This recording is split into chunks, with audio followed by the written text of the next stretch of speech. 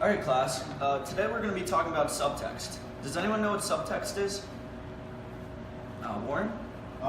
Is it when like an author kind of slips in hidden meanings or hidden themes in these stories? Yeah, that's exactly right. It's when you mean something more than the actual literal meaning of the word.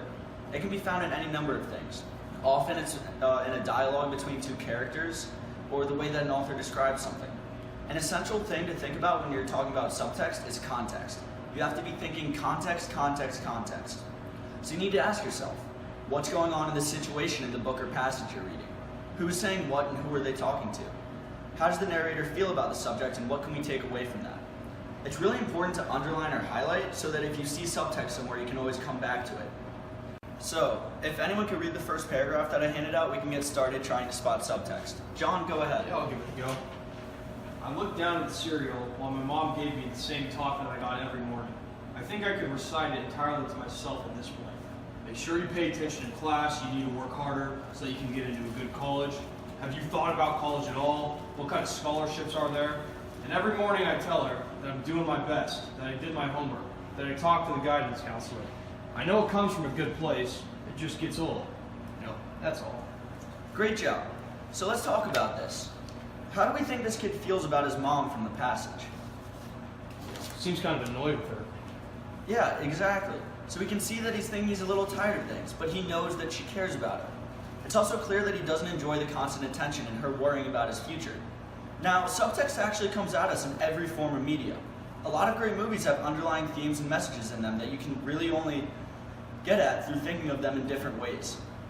Here's an example of some subtext that can be seen in Frozen. Has anyone here seen Frozen? Alright, great. Jake, why don't you go ahead and read the lyrics and see if we can find any subtext in them. The window is open, so's that door. I didn't know they did that anymore. Who knew we owned 8,000 salad plates? For years I have roamed these empty halls, while I have a ballroom with no balls. Finally, they're opening up the gates. Alright, great. So, can anyone spot any subtext in these lyrics? I see the rhyming scheme. That's there, but that's not actually subtext. We're looking for another meaning to the lyrics. Let's break this down. So we can see that she's wondering why they have this big castle, but nobody's ever in it. You can tell that she feels really isolated and alone. You see, she never says any of this, but we can tell by looking behind the words for a hidden meaning. Now, who here likes Beyonce? Alright, great, right? Beyonce's great. I'm a pretty big fan myself. There's a lot of subtext in popular music. So let's look at some of the lyrics from Halo. Do I have any volunteers to read these? Alright, Warren, go ahead. Remember those walls I built? Well, baby, they're tumbling down.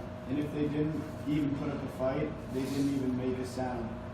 I found a way to let you in, but I never really had a doubt. Standing in the light of your halo, I got my angel on. So let's talk about the subtext in these lyrics. Does anybody spot anything that stands out where the words might have a meaning that's deeper than the literal one? Warren, go ahead. When she's talking about the walls that she built and she's talking to someone and she's saying that they're tumbling down, so it's I think she's breaking down emotionally or something. See, Sad. yeah, I actually think it's more her breaking down emotional barriers that she set against somebody. She built these walls up against this other person, but now she's breaking them down and she's letting him into her life.